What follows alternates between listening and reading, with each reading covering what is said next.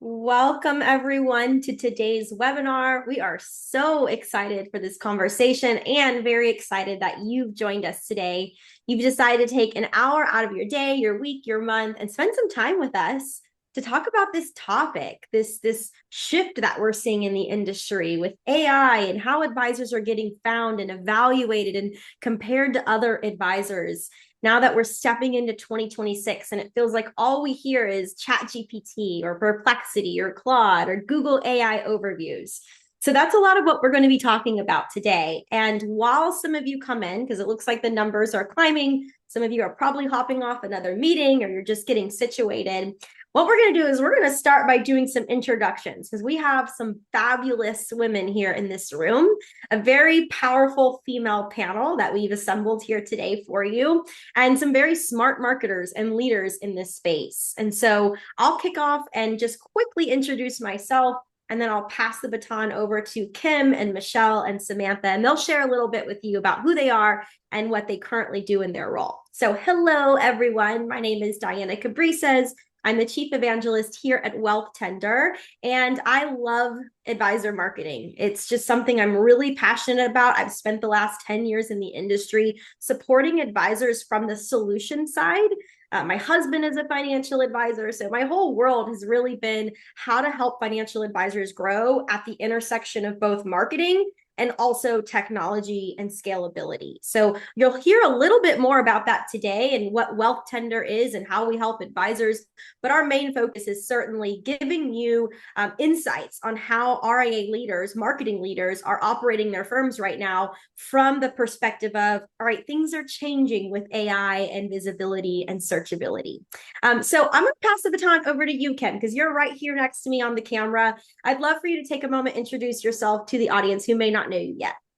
Thanks, Diana. I'm Kim Campagna. I'm the marketing manager at Berkshire Money Management. We're an independent RIA in the Berkshires of Massachusetts, all the way out to the west end of the state. We're a smaller team, so I am the singular full-time marketing person on our team. I have a lot of support. And we've, for anybody who's listening from a smaller firm, we've got about $1.1 billion in assets. We've got a team of about 6 advisors and a staff of 20. So that's kind of where I'm coming at today with how I'm going to talk about how we're using AI. Wonderful. Thank you, Kimberly. All right, Michelle. Hi, thanks, Diana. Hi, everyone. I'm Michelle Winkles. I'm a partner and the Chief Marketing Officer at Mission Wealth. We were founded in 2000, and we are a national registered RIA, and we manage over 13 billion in client assets today. I've been with the firm about 9 years. When I first joined, we were around the same size as your firm, Kimberly. We were around 1 billion, and today we've grown to be 13, like I mentioned. I work closely with all of our department leaders. I'm on the leadership team. And my goal is to really ensure that all of our marketing efforts align seamlessly with our business goals across all different segments. So B2B, B2C, and mergers, and we call it integrations. My focus really is on all different types of comms, but primarily lately, a lot on digital growth and optimizing our marketing technology stack. Amazing. Thank you, Michelle. And Samantha. Of course. Hello, everyone. My name is Samantha Allen. I'm the Executive Vice President of Marketing at Merit Financial Advisors. We're a pretty large RIA based out of Atlanta, Georgia, but we have offices all across the country, and I'm coming to you remotely from my home in Omaha, Nebraska. So we also have a couple remote employees scattered around as well. We've got a little over 20 billion in assets on the platform now, so a good size and growing really, really fast. So my focus is I lead the entire marketing team and a good collection of support agencies and freelance partners that we work with and oversee, very similar to Michelle and Kimberly, all of our digital client comms, investor marketing and advisor marketing, B2B, B2C, all of that. So a lot of hats and really exciting work that as a self-proclaimed marketing nerd, I just love to do. So very happy to be here. Thank you so much. So as you hear, like these ladies they're in the trenches. They're doing a lot of the work in their firms and they're learning along the way. And that's exactly why we're here. We want to take some of what they're experiencing now. And we also want to be upfront and honest and say, this is all moving so quickly, right? In a year from now, if we were to host the exact same webinar and talk about the same things, our answers might look differently. But right now, this is what we're all experiencing. And this is what these fabulous panelists are experiencing in their leadership of these RIAs. And hello to everyone in the chat. I asked in the chat, feel free to drop where you're dialing in from. We've got Philly, we've got Tennessee, we've got Austin, Texas. So thank you, everyone. Thank you for being here. Okay, so a quick few housekeeping items, and then we're going to roll right into this. And we've got something a little unique today for you. We wanted to change it up, make it fun, spice it up, as I like to say. So this call is being recorded. So for any reason you can't stay the entire way, we'll send you a recording. We hope you can stay. We've got some really good content from the beginning to all the way to the very end. We also have two different ways that you can communicate with us on this webinar. We have some balloons. We have a chat box where you can type comments, any thoughts that you have that you want to share, concerns. But there is a Q&A box, and that is where we encourage you to drop questions. If you can drop your questions there, it's more likely that we'll be able to get to them throughout the session. And we're going to do that in two ways. We have got someone on the line here, specifically Brian Thorpe, CEO of Wealthtender. He is helping manage the chat box. So if you have specific questions on AI, marketing, advisor marketing, visibility, he's going to be there to help you that we may not be able to get to live. And then we're going to do our best to save 5 minutes at the end to do a live Q&A. Some of you submitted questions in the registration form. I have those questions all bundled together. So my promise is that I'm going to try my best to make sure I get through those questions. All right, and just quickly looking at the chat, we've got some more people in here. San Diego, Houston, Long Beach. We have Omaha, Josh Passer. Hey, Josh. Athens, Georgia. Go Dogs. Love it. Okay, now, to introduce exactly what we're going to be doing here today. When you think of AI discoverability for advisors, there's a lot going on. There's a lot of different pathways, there's pillars, there's different strategies that one could take. And so what we thought we would do is make it fun and sort of set this up into a little bingo board. So this bingo board has 5 pillars that make up truly AI discoverability for advisors. And I'm just going to flip some cards and ask this panel some questions along the way about these topics. What are the pillars? What really matters in AI discoverability? Credibility and trust signals, advisor authority, on-site SEO and AEO. That's what we're calling on-site, meaning your website, off-site SEO and AEO, other pages that feature you, and then clear and consistent positioning. So we're not going to be super competitive here, but our goal is really collective. As an audience, as a panel, we want to get through and we want to answer as many questions as we can, because we know if we check off as many boxes as we can, then we're probably going to be doing pretty good with our AI discoverability for advisors. Okay. All right. So we're going to start here actually with a poll for you, for our audience, because we want to hear from you. And this is a good way to just kind of get started on the topic. So I'm going to launch this poll here. And it should pop up on your screen. It's optional. Feel free to engage with us. We'd love to hear from you. But what percentage of affluent Americans do you think are using AI tools like ChatGPT to find financial advisors? All right, answers are rolling in.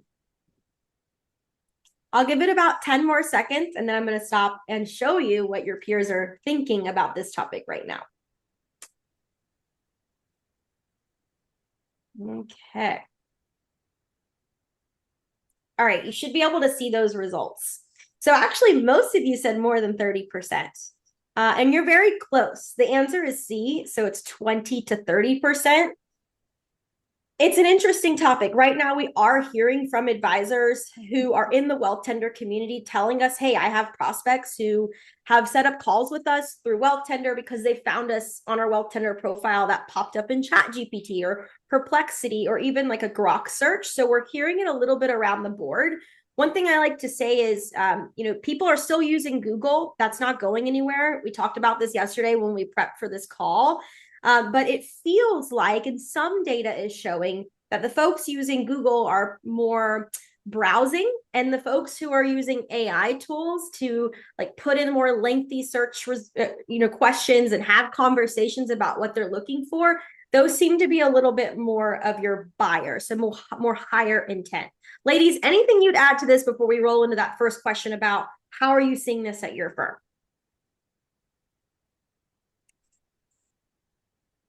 And totally fine if not. Okay, we'll move on. Nothing for me. Okay, totally good. All right, so what's our first card here we're going to pick? We're going to do positioning pivot under clear and consistent positioning. So I'm going to open this question up to all the panelists here. Have you noticed any changes in how prospects are finding your advisors or what they already know about them before they reach out to your advisors? Maybe we'll start with Samantha. Yeah, perfect. Okay, yeah, I think that we've in the last year seen a bit of a change as we've leaned into our multimedia strategy. Our content strategy is really based around core pillars, and then we use those pillars to inform how that content shows up across all of the medias and platforms. But specifically for our YouTube channel, that is something that has consistently driven traffic directly from YouTube. But in the last probably like 6 months, we've also noticed traffic coming from the AI tools and also from Google that it is YouTube qualified traffic. And when they get on the phone with us, they immediately reference, oh, I've been following your YouTube channel and I really like the content. And I'd really like to, they even like, they want to talk specifically to the advisor that is our kind of talent for our YouTube channel. But that wasn't something we were seeing before. And I think that that is directly tied to those AI tools and even the way that Google's AI is indexing YouTube content and video content and utilizing it to really have kind of a multifaceted search experience. Yeah, I love that. It's like amplifying what you've been doing on Google and now new avenues, new channels for people to find you. Love that. Yeah, it makes tracking a little difficult, but yeah. Yeah, we'll talk about tracking too. Yeah, and yesterday when we had a panel prep call, I know Sam, you mentioned like you guys really drill down on your prospects. Like, hey, how did you find this? Well, what happened when you did that? Where did you click into? And I think that is more important than ever right now. Yes, definitely. Michelle, anything you would add? Yeah, I definitely add that we are still seeing a lot of referrals from Google. I think people are using ChatGPT, Perplexity, Claude, these other tools. They're starting to use them, but maybe they don't trust them because they've kind of grown up with Google, if that makes any sense. YouTube is owned by Google, so I still personally believe Google is king, but that it's going to shift. I definitely think that we need to prepare for the future and how prospects are going to be looking for us. So, I mean, I did some industry research, just kind of looking at statistics, and 80% of high net worth individuals, according to Investment News, are utilizing Google still, but it is definitely a mix. So having a multi-channel strategy for how you position your firm or yourself as an advisor is very important. I'll just add one thing to that too. I do agree with your statement on both sides, right? This is the reality now, but this will continue to grow. It does feel like more affluent people are the more early tech adopters as well, right? So think about who is getting their hands on these tools and how quickly. And so I agree. I think it's going to shift. Thank you for that answer, Michelle. Kim, anything that you would add? Yeah, I'll just add at Berkshire Money Management, we're largely focused on people who are nearing retirement. So our average prospect and client age might be a little bit higher than other firms. And so while we're starting to see some AI traffic show up in our analytics, we haven't yet had anybody call up and tell us they heard about us from AI. It's not a client source for us yet. And so that's, like Michelle said, like, Google search and SEO, it's not going away just yet. You're starting to see some traction with AI, but it's not all going to happen all at once. We're still seeing tremendous growth in old school SEO. Yeah. And for me, this is like, okay, you're ahead of the game, right? You're going to learn some tactics today and you're getting ahead of the game. And if you take action now, imagine in 1 year from now, when we regroup on this, where you'll be at, right? It's like the early adopters of things. So thank you all for those answers and for sharing a little bit about what's going on inside your firm. Let's move along now. And the next one I want to pull is the power of the niche. So let's go into this one here. Now, how are you ensuring that AI tools understand your firm's differentiators, ideal client profile, and specialized expertise? We know that AI elevates expert, it elevates niches or niches, whichever way you say it. It definitely outperforms the generalists. So, ladies, I'd love to hear from you. Maybe Kim will just pick right back up from you. Sure. One of the things that we've been doing probably over the last year, and especially in the last 6 months, is trying to really narrow down what each of our individual advisors is passionate about and where their ideal clients are. Separately from, of course, we talk about the firm as a whole, but with AI out there, people are looking for that one very specific fit for the individual, and each of our team members has specific strengths. And I've been very deliberate about making sure that those strengths and specialties are highlighted. For example, I was just getting into it with one of my colleagues a couple weeks ago about his bio for the website, because we said, he focuses on helping parents in their 50s and 60s. And he said, well, let's take the age range out. I think it's too limiting. And I said, well, who do you want to work with? And well, it's people in their 50s and 60s. And so that's exactly the point. Is that you want to be specific and you want people to know that you're talking to them and about them. And that's something that AI really picks up on, is finding the person who fits your profile. Could not agree more. Sam, anything you would add? I mean, I 100% agree. I actually think that in the next couple years, we're really going to see digital in general start to level out, like take away some of the importance of the local side of matching with an advisor and what advisor you work with, especially knowing the next generation and that they are so comfortable with meeting people on Zoom. Sometimes they prefer that versus traveling to an office and meeting in person.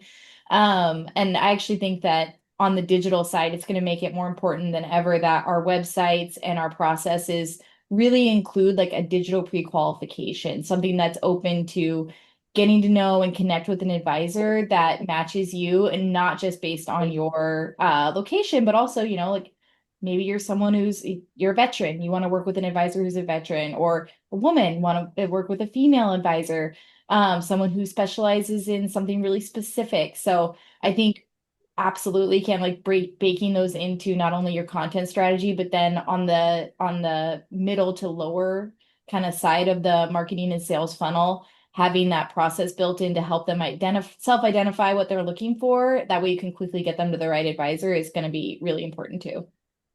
It's a great strategy. Michelle, anything you would add? I would just say Samantha and Kimberly nailed it. So I love that. For the next one. Love that. Okay, let's move along. Real quick check. I know some of you are in the chat and I can't totally see the chat unless I pull it up. So Brian just dropped a link to the 2025 Consumer Research Report, How Americans Find and Hire Financial Advisors. Highly recommend you check that out if you haven't already. There are tons of insights in that study.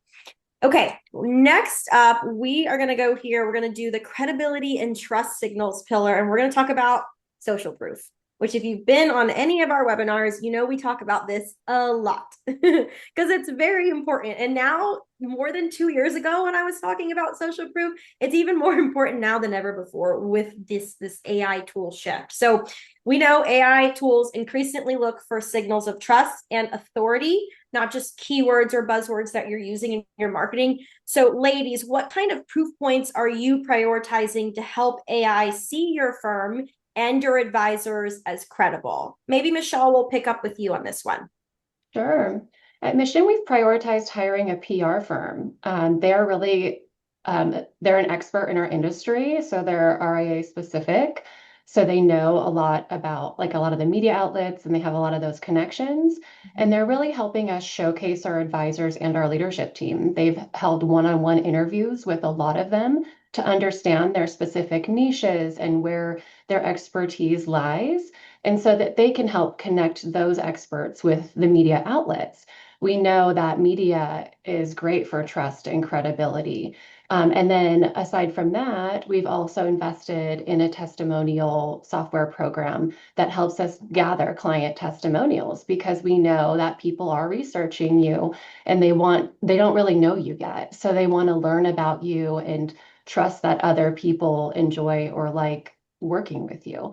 So using a testimonial program has been a huge uplift for us in promoting our advisors and their expertise.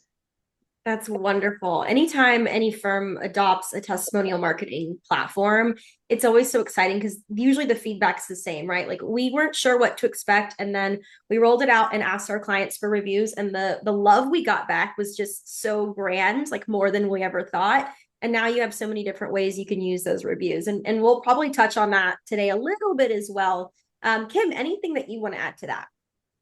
I'll second what Michelle said about reviews and testimonials. Our advisors are really great at asking their clients for reviews, and our clients love to give them. We have somewhere north of 150, I believe, Google reviews that we import into Wealthtender. And I think that's just such a huge strength. We had somebody come in because they looked us up, and the first review that they saw on Google was from their neighbor. And so their neighbor didn't refer to them to us, but they saw what their neighbor had to say about us, which was really excellent. And we're not big on like the huge national awards, but we do compete for a lot of local awards. We were recently named Best of the Berkshires for the 6th year in a row, and that's something that carries a lot of weight in the region where we're based. Absolutely. And the Berkshires for sure. Like that is wonderful. I love hearing that. And I think there's several different trust signals and authority signals that you can send out to AI tools, testimonials for sure, media for sure. Like Michelle, I love that you brought that up because there was a recent Muckrack study, which is like a PR technology company. And I'm not going to quote it perfectly, but I want to say it was like 86% of these sources that AI was grabbing about someone, like an advisor, were from, earned media, right? So media you don't really control, but what other people are saying about you. And so I think any chance advisors can get right now to hop on the testimonial train and getting more in the media, PR, visibility is key right now. All right, ladies, so we're going to move along to the next question here. And on our board, we're going to actually hit a quick poll. So this one is about reviews, since we were just talking about the topic. I'm going to hit launch here on the screen for all of you to participate. Let's see. All right. So question, what do 83% of Americans say they will do first after receiving a referral to a financial advisor? Give everyone some time here.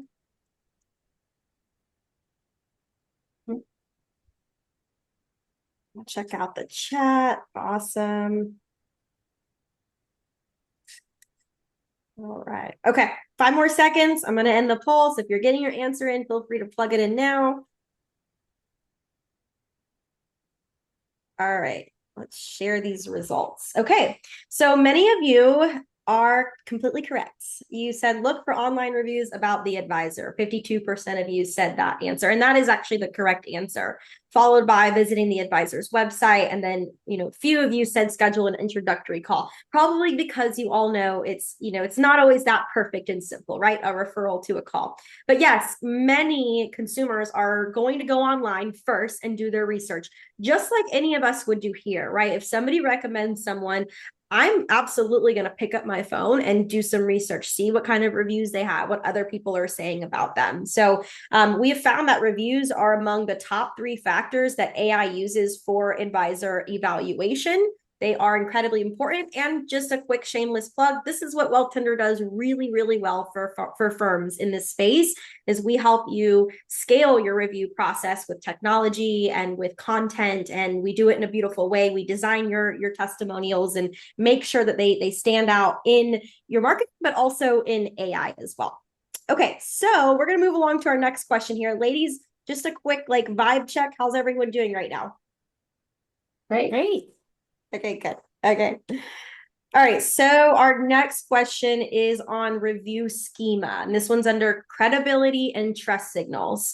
So as AI puts more weight on social proof and reputation signals, how can advisors showcase client feedback in a way that's both compliant and easily understood by answer engines? And I just want to maybe take the first stab at this because this is right up our alley at Wealthtender. So on Wealthtender, advisor reviews are published in a manner to not only be compliant with regulatory disclosure requirements, but also coded with review schema. If you don't know what that means, if it's the first time you're hearing it, you're probably not alone. It is essentially a coding on the back end of a website that signals to the internet, to AI tools, that, hey, this is a review. So there's review schema, there's FAQ schema, there's different types of schemas. And now more than ever, you want to make sure that you have that plugged in on the back end of your website. It sends those clear trust signals to AI. Ladies, anything that you might want to add on to this question here? Well, I always have to weigh in if there's something really techie and nerdy Yes. being discussed. I would say, yes, you're exactly right, especially when it comes to like if you have written reviews, you're already going to be ahead of the game in the fact that you are using the review schema, of course, but that also these reviews are written by real people. And that is actually a huge advantage when it comes to AI optimization or generative engine optimization. I know it's hard to believe, but these generative engines are actually a little lazy. They're looking for the easiest way to pull answers in. And if they can pull an answer in that is already written in a conversational manner, which a lot of reviews are, they're going to prioritize pulling that review into their answer for you and showcase that. So I would say something to take away from this question beyond just the how to structure your reviews is a couple other true like ranking signals for AI search, which is the schema, which Diana, you did a great job breaking that down better than I could have done because I'm always like, I'm gonna lose people here. Yeah. Use have your development team or whoever manages your website really make sure that they're using that schema. Make sure that you're writing in a way that's natural. Don't use AI to write your website content. You can always use it as a thought partner or a review partner, but we've actually found that utilizing AI to write website content, the AI doesn't like that. They're going to decrease your ranking there. Actually, it impacts you negatively. So write like a human, write it yourself, and then utilize the schema and utilize as much, cite your sources, link out to other websites. It loves to see that you are, engaging in the larger web community and that you're a trusted source of reliable, steady information. Oh, so many good tips from you, Samantha. Thank you so much for that. I know our audience is probably taking notes right now as you're speaking. Thank you for weighing in on that. For this next one, it's actually another poll, but I think we're going to skip just like launching the poll for purposes of time. And many of you might have already been following this type of information, but right now there's about 60% of Google searches that are not ending in an actual click. Now, when we met yesterday as a group, we talked a little bit about what we thought about this, right? Because when you hear that, you might like your heart might sink a little bit and you might say, oh my God, like, what am I supposed to do? But we don't want to create that feeling here today because truthfully, everyone that's going to Google to search, they have an intent and their intent might be here that they're just looking and browsing. And their intent might be all the way here that they're ready to hire somebody. And we're not totally sure that an abandoned click is going to necessarily represent any specific side of that intent spectrum, if you will, but it is important to know. And it leads me into this next question with the group here on their website. So we're gonna talk about website really quickly because as we know this, right, as we know that maybe website traffic is probably coming down a bit now that so many people are getting answers directly from the Google AI overview that pops up, or they're going to ChatGPT and having conversations and getting answers there. I'm curious, ladies, what you've seen, like what part of your advisors' websites is becoming more important because of this shift and this reduction in clickability? Any one of you feel free to jump in and start. I can jump in. In the summer, like around summertime, we saw our website traffic drop. And we kind of panicked and we learned that Google had kind of shifted its algorithm. And so we realized we're like, okay, things are really changing and they're changing fast, and we need to make a decision. We've had our website for, I'd say, 9 years now, and we've just developed it over time. And the front is beautiful. I think it's a great website. The back end is not ready for the future, meaning it's SEO optimized mostly, but not AEO optimized.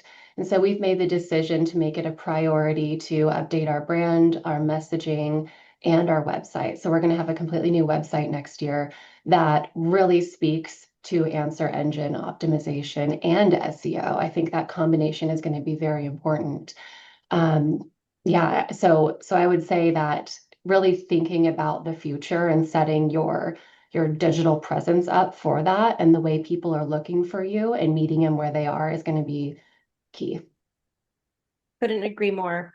Kimberly, anything you'd add to that? Yeah, I'll add, I think accessibility is an important part of any website design. And if you didn't really have motivation to make your website accessible before now, know that it makes a big difference for AI. So making sure that text is readable, it's not trapped in an image where, when you see the text, but it's in a JPEG. AI can't read that right now. Making sure, I know Samantha is really diligent about making sure that when they post to YouTube, they upload an SRT file that allows AI to access the content of the video and read it. So anything that you're doing for accessibility on your site also supports AI visibility. That's a good point. Yes. Sam, anything you would add to that? I would say, a big shift, I guess, the Merit website is actually in a similar situation as the Mission website that they're working on redoing next year, where I think we are also looking at potentially launching a new site in the next year or two. For a lot of reasons. I mean, I don't want to come out and say like you have to redo your website, because honestly you don't. It's very similar to what Michelle said. Like, I think it's like 7 or 8 years old. And after 7 or 8 years, if your site's been live that long, then maybe, yeah, you might be thinking about redoing the site. But I honestly think generative engines, they're kind of leveling the playing field in terms of search engine authority. It's an opportunity for every website to rank for the content that matters most to your audience. And so I would say you might see less clicks, but they're likely higher quality clicks, more likely to convert clicks. And to answer this question specifically, what we've done on the Merit website is we've taken a new approach to our location pages. So I mentioned that we've got offices in many of the states, not all of the states, but many of them. So in each local office, you get a completely different flair. We have offices that have specific niches. We have offices that are very connected to their local community. And so when I first started, our location pages were kind of, here's the location, the address, the advisors in that office, and then the same content on every page. And we're actually moving away from that now and allowing the individual teams to really get involved in building that page and making it almost like a small microsite, their own personal storefront on the internet that is really personalized to who their audience is. And that has had a significant impact already in search results, because it's kind of solving for that omnipresence. You have to have the global strategy when you're a business of this size, but then you also want to be able to feel local and connect with the community at a local level. And that's what we're doing on the digital side to achieve that.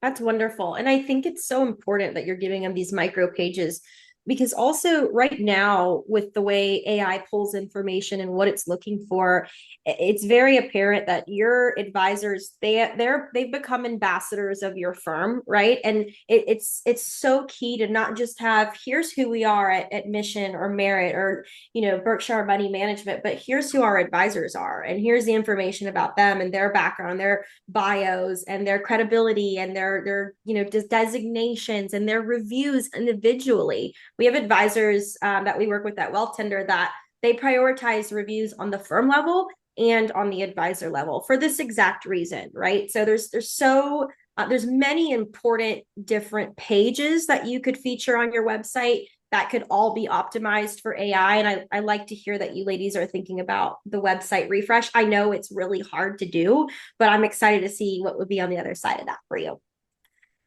Okay, so let's move along here. What do we have next? We are going to focus on the same section here, on-site SEO, AEO, your website. We're going to talk a little bit about AI-ready content. So the question here is, what website updates, FAQ, structured content, schema, clarity have you made to help AI tools understand your expertise? And when we met yesterday, I know either it was Sam or Michelle that had mentioned that you've started just right now as there's this huge project ahead of you, but right now you just started, I think it was advisor bio pages. Did I hear that right yesterday? I think I talked a little bit about the location pages, but advisor bios specifically has also been a shift for Okay. us, where we're doing a combination of hosting some of the bio on our page, but also linking out to LinkedIn, because I know we talked about YouTube being part of Google, a huge search engine.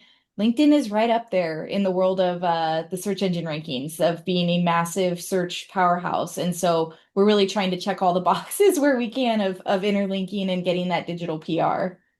Yeah, yeah. LinkedIn, actually, one of our questions that came in from one of our audience participants as they registered was on this point. It's like, where does social media fit into this entire thing? And I know this question isn't necessarily about social media, but I think it's a great point to make that you should still focus on optimizing your LinkedIn page specifically. Sam, I know you're so close to data. Are there any other social pages that you think are probably right up there with LinkedIn in terms of AEO, SEO? And we talked about YouTube. Yeah. I think YouTube is going to continue to be a big one when it comes to the generative engine optimization. But like I said, we're seeing LinkedIn as well. Now I know that when we think about our target audience, like where are they hanging out, where are they consuming content, that's where we start to see more of like the Facebook and sometimes Instagrams. And at some point we're gonna start hearing about TikTok. Yeah. I'm not ready Yeah. for that. But I that we're not seeing that come up as often in like the that kind of step multi-touch attribution funnel like we used to. We used to see Facebook a lot, and I'd love to hear from Kimberly and Michelle on what you guys are seeing, but Mhm. I don't know if there's been a little bit of shift in mindset and where these users are looking for information, and if Facebook's just not um up there as much, but it doesn't mean abandon your Facebook strategy. I feel like Right.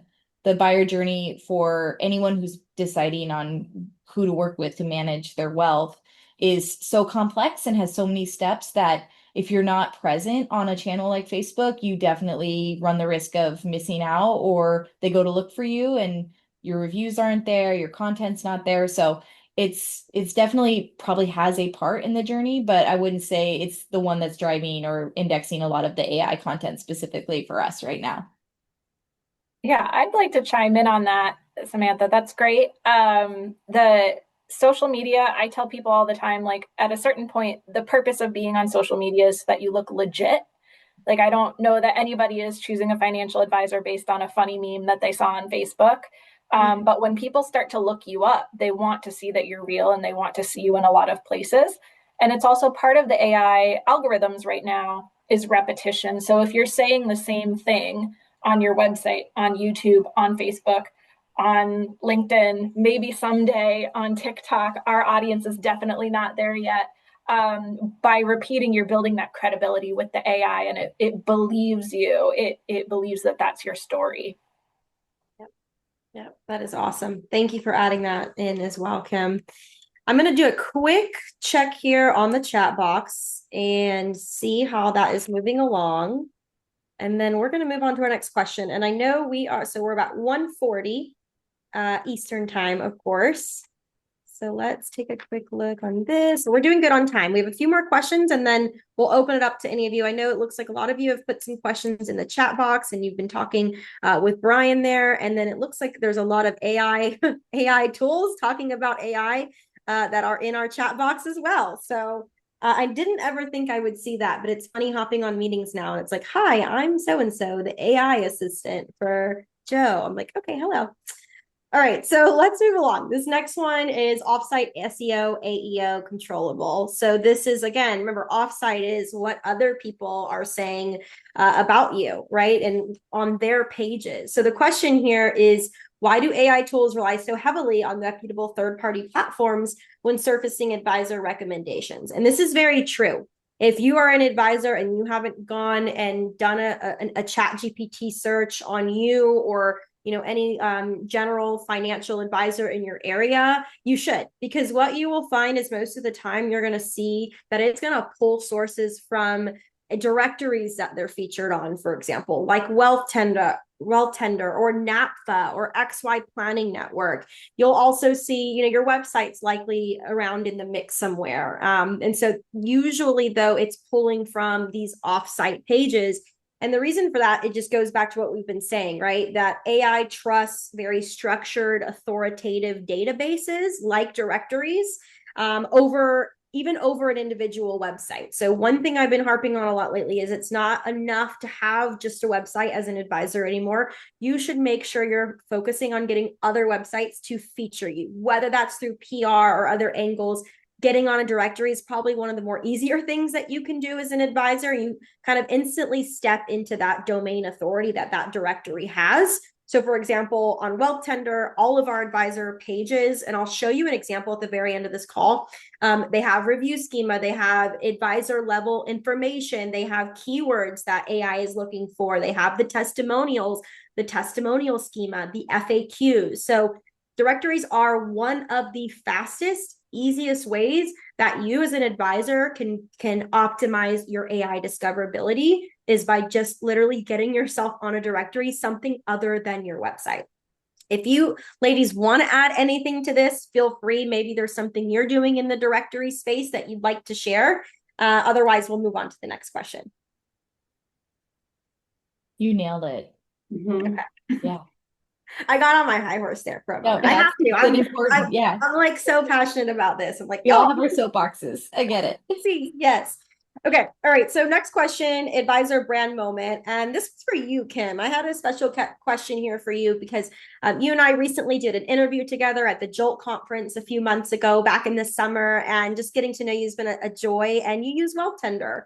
And so since your firm is on Wealthtender, can you share how your team's presence on our directory is benefiting your visibility in AI tools like ChatGPT or Perplexity? Absolutely. Our team was really quick to adopt Google reviews, which can be a compliance challenge. And I was really excited to partner with Wealthtender because it allows us to import those reviews, attach the appropriate compliance disclosures, and then use them basically however we want to see fit. We've printed them, mailed them, put them in ads. We use them on the website. We use them all over the place on social media too. And what it's doing for us specifically in AI tools is that it's crawlable and searchable. So when you go into ChatGPT, for example, and you ask it to find reviews for your business, it's not going to find your Google reviews. For whatever reason, Google isn't allowing those to be crawled right now. And even Google's Gemini is not crawling Google's reviews. Nope. So not only are they more compliant, but they show up in ChatGPT and other tools. And so when I ask ChatGPT or another tool to recommend to me a financial services firm in the Berkshires, it's probably biased. It pretends that it doesn't. I'm like, use no prior context. It's like, okay, I have no idea where you work. You should work with Berkshire Money Management. I'm not 100% sold on this, but it does. The reason it gives is that we have so many positive client reviews. And it even says about other firms, well, this other local firm, it doesn't have any reviews. So if you're going to work with them, you should make sure to get referrals. So the reviews are having a huge impact on how we show up in AI. I could not agree more. Thank you for that. And we talked a lot about that in the video that we recorded. If you haven't seen that video, we'd be happy to share it with you. Feel free to send me a message in the chat or on LinkedIn, or email me if you have my email, which most of you should, from this webinar marketing. But thank you for that, Kim. It's been really cool seeing how Wealthtender is working the system for your firm and for your advisors and the outcomes that you're experiencing with that. All right, next one up is actually a poll. This one's on the human advantage. I think this is really important to keep in the conversation when we talk about AI. Let me just quickly launch this before I start talking, because multitasking, not the strongest. Okay, there we go. The question is, what percentage of affluent households would pay a premium? What do you think, of 50 plus basis points for human advice versus a robo advisor? This is an important part of this conversation because we shouldn't obviously lose sight of the human side, but also how do we still communicate that in a way that will help convince these Americans, these consumers, these prospective clients that, okay, this is the right fit for me. I see the relationship side, whereas everything else is going so digital right now. Ladies, if you want to add anything to this, I'd love to hear from you on this front too. Well, we know AI can surface information, but it doesn't know your values, fears, or like your family history, right? The human advisor is the interpreter, the coach, the accountability partner, and that's where the trust lives. So I just think it's really important for a human to work with a human when it comes to this personal matters. Mhm. Agree. And I think it's important that whatever marketing or positioning you have on that reflects this relationship building that your advisors are so good at. I think what's most important right now is that it's just structured in a way that AI can read it, right? I think that's what this really boils down to, is structurability. Let me end this poll, share it back. And let's see, most of you said 40 to 60%. And actually, it's 60 to 80%. This is a recent McKinsey study that produced this information, this survey, which goes to show they will pay. It matters that much to them. So just make sure that you're doing your part and having that information structured in a way that it's going to be found. It's going to be visible in these AI tools.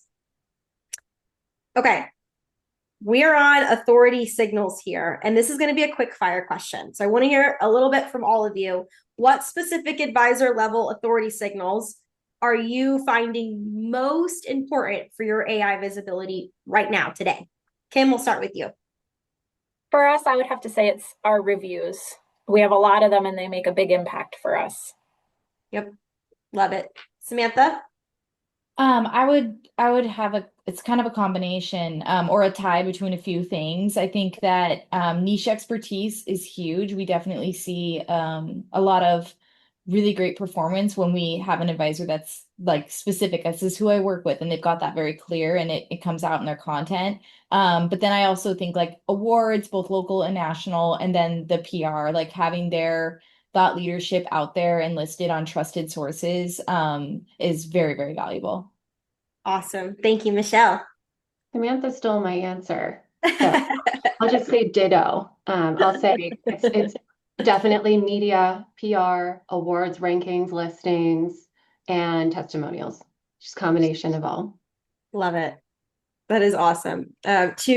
Three very good firms who have very smart leaders right now that are on the front lines of all of this change. And it's so refreshing to have a conversation with other marketers who also like love talking about this stuff. And you're doing it in action right now at your firms. I know our audience is very grateful to hear from all of you. I want to look a little bit into the future right now and talk a little bit about maybe like crystal ball-ish type moment here. But like looking ahead 12 to 18 months, what is maybe your biggest concern about AI and discoverability? What keeps you up at night about this topic? We'll start with you, Kim. I think that the biggest thing about AI and discoverability right now is just how quickly it's changing. I may know a lot about it today, but tomorrow it may be completely different. So it's really about just keeping up with it and staying on top of the ball and following smart people and learning all the time. Always. Yep. Samantha? So because I am like such a like just self-proclaimed nerd when it comes to this kind of stuff, I would say concern is more like excitement because like I said, I really do think that AI and generative engine optimization is a massive opportunity for this industry to get in front of the right people at the right time with the right content in a meaningful way, where before using more traditional search engine tactics, we just did some smaller RAs maybe didn't have the domain authority to beat out profession, same profession but different model. So I think that it definitely gives us it levels the playing field and kind of gives our profession, the world of the RIA, the opportunity to get in front of people and be have the impact that we want to. So I would say not a lot's like keeping me up at night. It's mostly just making sure that we have process in place that when we are putting in the work to create content, to apply for awards and all of that, and things come through, that we're doing everything we can to make sure that it's accessible and discoverable for the AI, and then tracking the results. Love that. We're going to have a question on results because we do have a question from the audience that I want to get to. Michelle, anything you would add here about how you're feeling and how you're thinking about it in the future? With AI, I think one of my concerns is just how it could shoot out misinformation about your firm, and that kind of would keep me up at night. There are Mhm. so many places that our firms are present online, and it's hard to wrangle them all and make sure they have the correct information. And so I think that would be my concern is people could trust incorrect information. Mhm. And then the other is security. And, like we're using these tools, but what we're feeding these tools as marketers is important too. I mean, Yeah. there's a lot of data that could get put into these tools and it could leak. So we have to think about it securely too. That is such a good answer. And I'm just proud because that is like a marketer's answer. It's a cybersecurity person's answer. And so you represent yourself and your firm very, very well. And I think that's a very important point. And I'd be curious from you all that are in the audience right now, how you're thinking about security, as Michelle just talked through. Feel free to drop it in the chat. And I'm looking at the chat and we have a few questions. Before we get to the end here, I'm going to ask one last question. And Kim, I'm going to give this one over to you because I liked what we had to talk about it yesterday. At the end of the day, what's the simplest, most practical step an advisor or wealth management firm can take to quickly become more visible in AI tools without overhauling their entire marketing visibility strategy? I think that it's really important to remember that a lot of what's working in AI visibility is working in regular old fashioned search engine visibility. It's very easy to read all of this new stuff about AI search and how you need to be there, how it's so important, how no one's clicking on Google, all that, and panic. But really, I like to think that ChatGPT is basically 3 Google searches in a trench coat. And you can see that happening now when you're using GPT-5, 5.1, whatever you're using, it shows you that it's searching the web. And it is using, at least last I checked, it's using Google's search index. So if you've been putting in the work to rank in Google search, doing that SEO work, don't throw it away. Like just keep doing what you're doing and look at some of these smaller things that you can do about structure, about specificity, about showing up in more places, building that social proof and authority. You really don't need to throw everything out and build from scratch. What you're doing, if it's been working, it should keep working for you. Such a good point. Don't throw the baby out with the bathwater. It's okay. Everything's going to be all right. Keep doing it and maybe add in a few new things as well. That's a great ending point for this webinar. Kimberly, thank you so much for that. And Samantha and Michelle, thank you as well. Like I loved all of your insights. I know our audience did as well. And we have some questions. So I want to make sure we get to that. I promised at least 5 minutes. I think we're doing good. So I'm happy about that right now. And we'll just call it a bingo. This is a win for everyone. This is a win for us. This is a win for our audience because we all learned a lot today about the topic. Now, how can you keep learning about this topic? Please connect with all of us on LinkedIn. We are all present on LinkedIn, and you can learn more about what we do and our the experience that we have going through this as marketers and what we're learning along the way. So I'm going to drop our LinkedIn profiles. Give me 1 second in the chat. Feel free to click on those and connect with us. Send us a message. Say hi if you'd like to. Don't be shy. There we go. Those are all of our LinkedIn handles in the chat for you to connect with us. And I also want to share one last thing before we get to this question here. There we go. Should be popped up here. Is on Wealthtender. So we talked a little bit about Wealthtender today. You've learned that we help advise with testimonials, with collecting, with promoting, with making them beautiful and designing, but we do a lot more. We also have a full media arm where we help advisors get present in the media, get quoted in the media, talk to reporters, build relationships, and so much more. I mean, I'm like not doing us justice, but Kim, that last question I asked you, like, what's the simplest thing you can do? I loved your answer. I would also add signing up for Wealthtender. You can sign up in less than 2 minutes and we build out your profile for you. And I kid you not, we have advisors that have told us like from within 2 hours of putting up a Wealthtender profile and importing their Google reviews into Wealthtender, they started populating in ChatGPT and on other search engines. I'm blanking on the name of one right now, the one owned by Google, Gemini, whereas they weren't before, even though they have a Google business page and they have Google reviews. So it's really important that you're not you're diversifying, I should say. So feel free to use the code BINGO for 50% off your first 2 months with us. You do have to sign up by next Tuesday. So you have the weekend to marinate on everything if you need to. Scan this QR code. We'll also drop it in the chat box for you, so you can click a link and learn more. Okay, I'm going to get to the questions because that is super important. We've got some AI takeaways as well. If anybody wants to copy and paste those in the chat box. Let's see here. All right, first question that we got in our registration form that I think is important. How are you measuring whether your AI optimization efforts are working? What early indicators should advisors watch to know they're moving in the right direction? Let's kind of make it a free-for-all, whoever wants to jump in on these. Okay, I'll jump in. I was like, I don't want to, be taking up too much time, but I'm a big data nerd, so I'll share. We're utilizing, I think, Michelle, in the chat, you mentioned a couple different tools or services online that are specific for search engine optimization, like well, now it's like blanking out of me. SEMrush. I was like SEMrush. I don't want to say it incorrectly. SEMrush.com, SEMrush.com.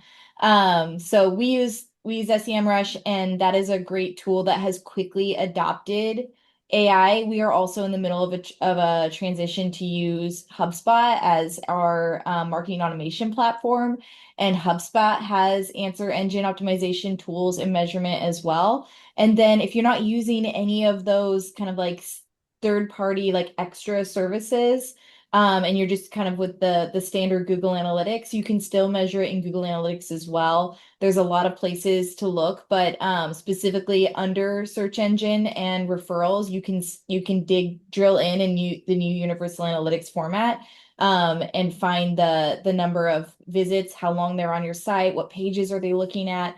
All of that is in Google Analytics. And if anyone has questions on how to find that, please reach out to me and I can send you like a short video on where to look. Yeah, and this is a great place to mention that Samantha writes a newsletter called The Digital Debrief. And if you love to geek out on this stuff, you have to subscribe to that newsletter because she fills it with good information and like what's happening next. And it's like very ahead of the curve. So just have to shout that out. If you connect with her on LinkedIn, you'll definitely find a way to subscribe to that. Okay, next question. I love this question. What's something that used to work for digital visibility in your firm that is now noticeably less effective because of the AI search shift? Is there anything you guys are abandoning right now? I wouldn't say we're abandoning anything because I think AI, it looks at everything. So the more places that you're visible, the better. So I wouldn't say that we've stopped doing anything, but we just prioritized trying to show up for AI more. Yep. So you're still doing it. You're just maybe shifting around its priority and focus. Yeah. Okay. Next one is, how do you organize your content, specifically video content? Sam, I know that can be a bear. Yeah. So I can share what, like I said, we're using very, very similar kind of old school, in my opinion. It's crazy to say something's old school when it's really been only around for like 2 years, but that's the speed at which things are evolving right now. But we use like a traditional hub and spoke content strategy. So in that strategy is specifically built for like traditional search engine optimization, but we're finding it still applies really well to the generative engine world as well. So with that strategy is basically having the center kind of content theme and then the spokes of sub themes, even things as far as like long tail, like question queries that you're actually creating smaller content pieces around. And it can look a little crazy on paper, but when it comes to applying and mapping it over to places like YouTube, it really helps the content surface for the right user in search is what we're seeing. Those are great tips. Looking at this, we're at the top of the hour. Talked about that one. I think we're going to wrap here. There is one question in the Q&A box. Zach, I see your question about reviews. I'll just answer it really, really quickly. You should probably use a tool that's going to like mass, contact your clients about reviews, simply because you want to have some sort of tracking of that, like record keeping, that you asked all of your clients for a review. So Zach was asking, should I ask them directly or use a tool to automate it? It's probably best to use a tool because you have record keeping. If it's verbally, you don't really have record keeping. But the timing of that is you can be strategic on. And if you reach out to us, we're happy to send you our testimonial marketing playbook, where it gives you all of this information and lots of ideas as well on the topic. Okay, ladies, thank you so very much. I am so happy to just wrap my year with this webinar, because it has been so enjoyable to hang out with you and learn from you and talk about all this cool stuff with you. I know, again, our audience is also very grateful. Feel free to connect with all of these ladies on LinkedIn, folks. We have that in the chat box. Any last words, Kim, Samantha, Michelle? Just thank you. Thanks for Thank you for having us. Yeah, thanks for having us. And I would say one last takeaway for everybody is AI is it's changing all the time. It's, do what you can and keep rolling with it. Love it. That's what we're going to do. Thank you all so much. Have a great rest of your day, everyone. Thank you. Bye. Bye.